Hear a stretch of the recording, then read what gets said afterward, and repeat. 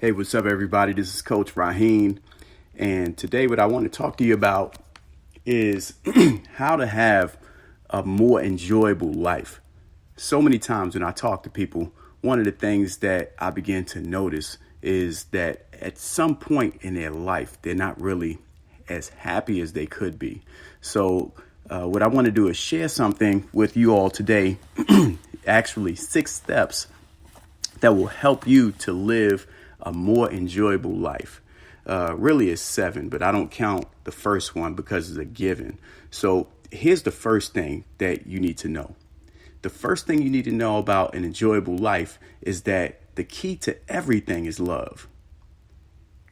This may sound cliche, or maybe it doesn't, because people don't really talk about love too much anymore. But love is the key to every single thing. It opens the door to having an enjoyable life. So focus on what you love. So here's the first thing. This is number 1 in regards to having a more enjoyable life. The first thing I want you to think about is the first thing I want you to do actually is to do what you love. Stop doing the things that you don't love. Some of us have this, action hero mentality when it comes down to life, where we focus on all of the hardest, most unenjoyable things. And as a result, when you do that over a period of time, you do it long enough, and then most of your day is consumed with doing all of the things that you don't love, eventually you don't feel like you're enjoying life because you've sucked all of the love out of your day and out of your week and out of your month, and before you know it, out of your entire year. You have to focus on doing what you love.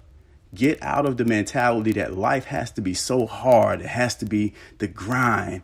Everything is a full out battle. And if you're not fighting with someone, you're not happy. And if you're not in an argument, it's not right. And it's only your way of the highway. Get out of that mindset. Begin being more compassionate with the people around you and focus on doing what you love. Do what you love. If you love taking walks, take a walk. If you love working out, then work out. I had a conversation with somebody years ago when I was first getting started, and they were curious about my business and what I was starting. And so they were saying, well, could you help me? So I was, well, let's see what happens. Right. And, the person said, well, what do I need to do? I'm not happy. Right. And I asked him, so what did you used to do? If you can think about a time in your life when you were most happy, what were you doing? And he said he was most happiest when he took morning jogs. So I asked him, when was the last time you took a morning jog? He said about 7 years ago. I said, if it makes you happy, why did you stop? And, he got married, got a family, all of this stuff. These things came up. And as a result, he stopped doing them. But here's the thing. At the most basic, life is about math. It's a numbers game. You want to do more things that you love most of the time. And if you do more of the things that you love most of the time, eventually you'll get the benefits of mathematics. It's simple mathematics. Out of 10 times, 6 out of those 10 times, at least if you're doing the things that you love, then more of your time has been spent in your love zone than not. So that's just a little quick example. Here's number 2 that I want you all to begin doing to have a more enjoyable life. And that is, do what makes you happy. Now, let's not confuse the two. Love and happiness are very similar, but they're not the same. Love is an emotion. Happiness is also an emotion, but happiness is mainly based on enjoying what's happening at the moment. But I want you to focus in on doing what makes you happy. Okay? Doing what makes you happy is going to be the precursor to doing what you love doing. There are things that you love doing that don't make you that aren't necessarily happy, but I want you to focus on bringing the happiness, the things that make you smile, the things that make you feel a sense of enjoyment around you, that makes you laugh. These are the things I want you to focus on. Do what makes you happy. Listen to a joke. I remember one time I was in a kind of a funk, had a little bit of stress on me, and it suddenly appeared to me in my mind that, I haven't listened to a good comedian in a long time. So I went to social media. I went to YouTube, and YouTube my favorite comedian. One of my favorite comedians is Dave Chappelle. I was listening to him, and he was telling some things. He talks a lot of, he does a lot of like political humor, and he's just amazing. He's like the funniest comedian ever, if you ask me. It kind of changed my mood. Humor makes people happy, Do what makes you happy, whatever that is. Here's number 3. Do what shows you in your best light. Think about that for a second. So many times as we go through our day, right? If we are honest and we're dealing with life on life terms and it gets a little bit rough, we have a tendency to do the things that we think we need to be doing, but those things that we think we need to be doing don't necessarily show us in our best light. So as a result, we communicate to the environment that these things are, that we're not good at these things, or we're not proficient at these things, or we're not at least good enough, right? My suggestion for you is to begin doing things that show you in your best light, at least most of the time. Play in your strength zone. Play in your power zone. Go into the areas where you can dominate. And I guarantee you, your life will be more enjoyable. Here's number 4. Focus on living your life to the fullest and let your inner child radiate through you. If you live life to the fullest, that means that you've taken time to really think about what would a full life for you look like. And then you begin to honor that every single day. If that's a day where you speak to all of your family members, you reach out to your friends, or and maybe at that same day you worked out in the morning, you ate healthy food, you focused on staying positive, you didn't spread any negativity. If you live a full life and focus on bringing out your inner child, the person who you were when you were before you were a teenager, and then when you were a teenager. When I talk about inner child, I'm talking about the part of you that's open-minded, that's non-judgmental. Can you remember a time when you didn't judge people? Kids can be judgmental, but most times they're not. They don't become judgmental until they interact with adults, because adults we put our we rear kids in such a way where they take on a lot of our personality traits. But when you work with kids, when you observe kids in their element, they're non-judgmental. The whole world is wide open to them. But as adults, as we begin to grow up, we get a little bit closed-minded. We see things, we make up our mind about it, and before you know it, we don't take chances anymore. So what I'm saying to you is allow your inner child to come out of you, to live more fuller, have an open mind about life. Life doesn't have to be so regimented, and so you need structure, but not so much structure that you can't learn anything new. Okay, so live life to your fullest and allow your inner child to come out. Okay, here's number 5. Love and creativity are the real keys. Creativity means original or coming from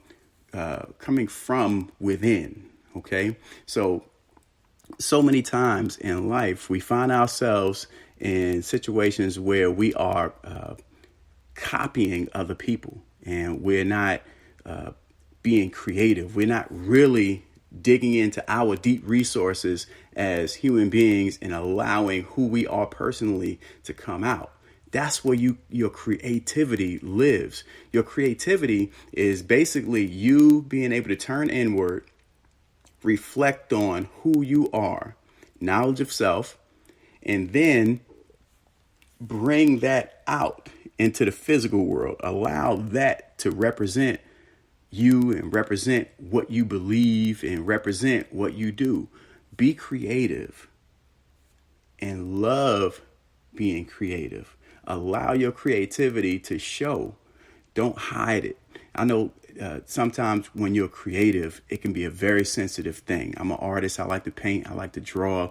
And sometimes when I think about revealing my inner self, who I am on the inside on paper, it's so personal. It's almost like you don't want someone to look at it and say something negative, because now they're talking about me, the person who I am, the person on the inside. But that truly is the key to life. To begin sharing who you are and allow the world to see who you are so that people can make connections, right?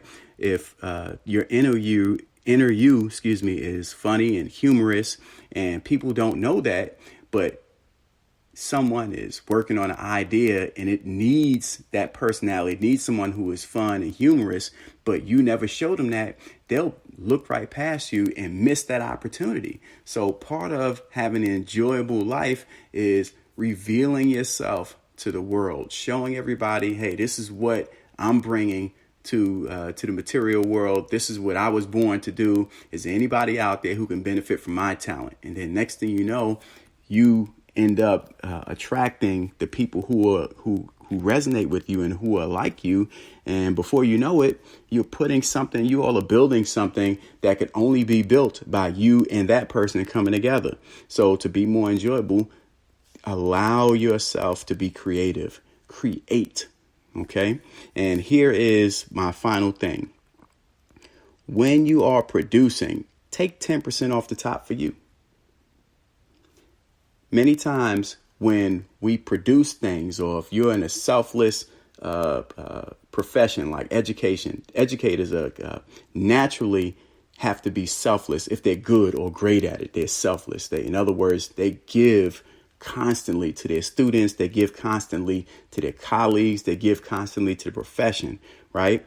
But what I'm recognizing is that when you give of yourself so much that you have nothing left, burnout happens, right? And if the person or people that you're giving to don't really appreciate what you're giving, there's a sense of regret. You gave them something that you feel like, I should not have given this person. And before you know it, you stop giving. So in order to overcome that barrier, the burnout, the feel of, nobody appreciates me, take 10% off the top for yourself, to replenish yourself, to enjoy the fruits of your own labor. The other 90%, give it away for free. Just give it away, And when I say give it away for free, I don't mean as in give it away for free every single time, but at least in the very beginning, you want to give people an opportunity to appreciate who you are without looking for anything in return. So many times when we give away things, there's always this sense of this person owes me something. You have to be very careful with that. Remember, when you're creating, the person who understands the value of what you're creating is always going to be you first, right?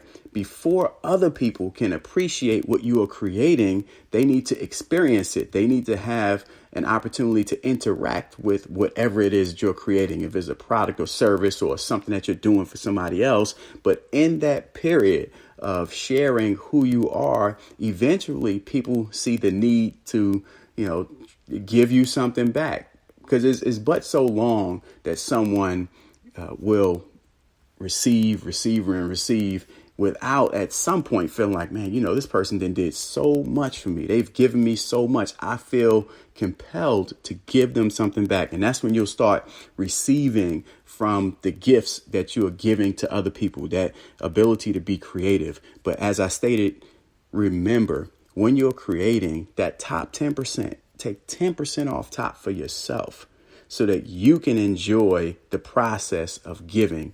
You should feel good about what you create. You should benefit from what you create. Be selfless, but don't be too selfless where at the end of everything you feel burnt out or you feel unappreciated because nobody has recognized you for what you have been given. Anyway, this is Coach Raheen. Until next time, to enjoy life, remember, love is the key. Peace.